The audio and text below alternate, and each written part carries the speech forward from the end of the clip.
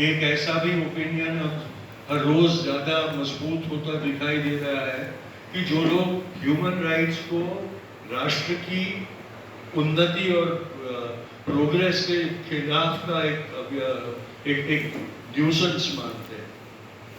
Human rights का महत्व जिस मुल्क में नहीं रहता, जिस समाज में नहीं रहता, उस समाज का पतन अनिवार्य है, क्योंकि हक और अधिकार सबके जरा भी उसमें कोई आंच नहीं आ सकती। अगर किसी का भी अधिकार छीनने की कोई भी कोशिश की जाती हो तो वो सबका अधिकार छीनने की बात हो जाती है, क्योंकि कब वो बात सारों के लिए हो जाएगी वो हम कह नहीं सकते। और इसलिए इस लड़ाई को लड़ना हमारे लिए बहुत जरूरी है। जहां एक तरफ संविधान में हमें अभिव्यक्ति का स्वतंत्र दिया गया हो, वहीं दूसरी तरफ हर उस हमारे निजी स्वातंत्र्यों को बंद करने की कोशिश यहाँ की जा रही हो। आप क्या खाओगे वो अगर कानून तय करने वाला होगा तो उसको प्रजातंत्र नहीं कहा जा सकता। इस बार महाराष्ट्र में जहाँ से मैं आ रहा हूँ, वहाँ 15 अगस्त को जो सिटी कॉरपोरेशन से म्यूनिसिपैलिटीज थी, पंचायत थे, उनमें एक होड़ लगी कि 15 अगस्त को हम कत्ल खाने बंद कर देंगे और नॉन वेजिटेरियन फूड के ऊपर बैनिंग हो जाएगा। और ये सबने पारित किया।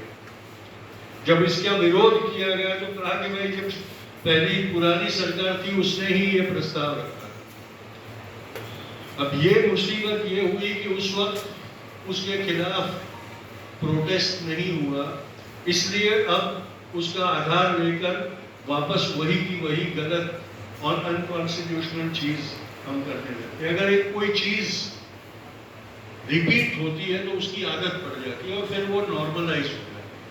और इसी तरह से इन छोटे छोटे इंसिडेंट्स को लेके हमारे संविधान के प्रावधानों को कमजोर किया जाता है और फिर संविधान भी बेमायने बन जाता है। अब 15 अगस्त को और वेजिटेरियन रहने को कोई निस्बत नहीं है। एक तरफ आप आज़ादी का फेस्टिवल मना रहे हो, आज़ादी की खुशी मना रहे हो, और दूसरी तरफ लोगों की आज़ादी के ऊपर प्रतिबंध लगा रहे हो। ये विडंबना है। इस बात को भी समझना बहुत जरूरी है। और जब जब ये ऐसे प्रयास किए जाए तब उसके खिलाफ आवाज सबसे बेहतर तरीके से न्यायालयों में उठाई जा सकती है। और इसलिए मैं बार बार कह रहा हूं कि नागरिकों से भी ज्यादा वकीलों की जिम्मेदारी हो जाती है।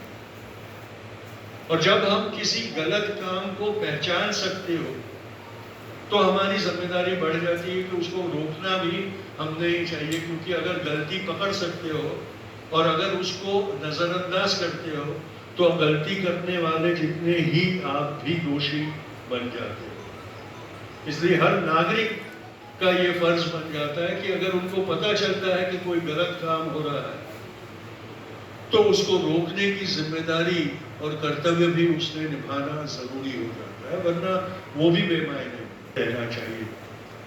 अभी अभी ये जो नए कानून रखे गए हैं जिसमें मुख्यमंत्री हो या कोई भी मंत्री हो या प्राइम मिनिस्टर हो, उनको अगर 30 दिन से ज्यादा जेल में रखा जाए तो उनको बरतरफ कर सकेंगे। और ना सिर्फ उनको बरतरफ कर देंगे लेकिन उनकी सरकार को या उनके मंत्रिमंडल को भी बरतरफ करने का अधिकार दे दिया जाएगा। अब इसका खतरा आप देखिएगा। पिछले दिनों महाराष्ट्र में मुंबई हाईकोर्ट के न्यायाधीशों की नियुक्ति में एक न्यायाधीश की नियुक्ति हुई जो आरएसएस के परिवार की थी, बीजेपी की ऑफिस बेरर थी, बीजेपी की स्पोक्समैन थी। उनको नियुक्त किया गया बॉम्बे हाईकोर्ट के जज के रूप में।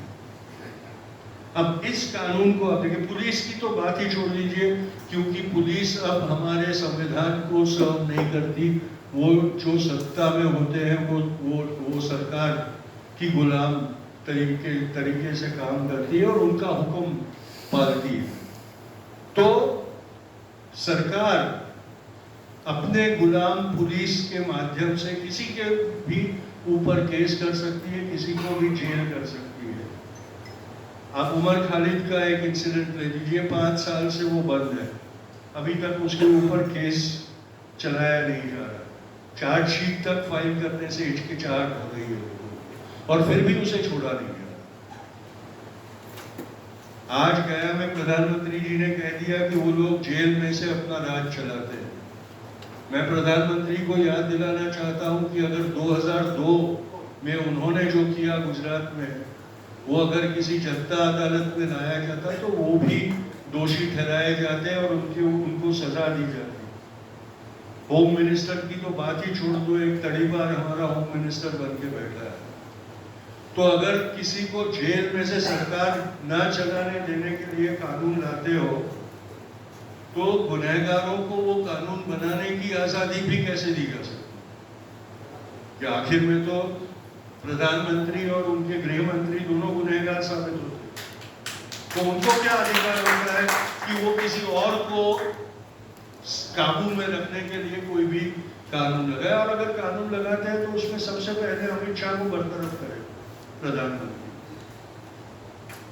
ये सारी बातें और ये सिस्टम जो बन रही है उसको हमने पहचानना जरूरी है कि किस तरह से न सिर्फ वो लोग कानून ला रहे हैं, पर उसको किस तरह से वो लोग एक दमनशाही के लिए इस्तेमाल करेंगे, वो पूरा तंत्र वो बना है।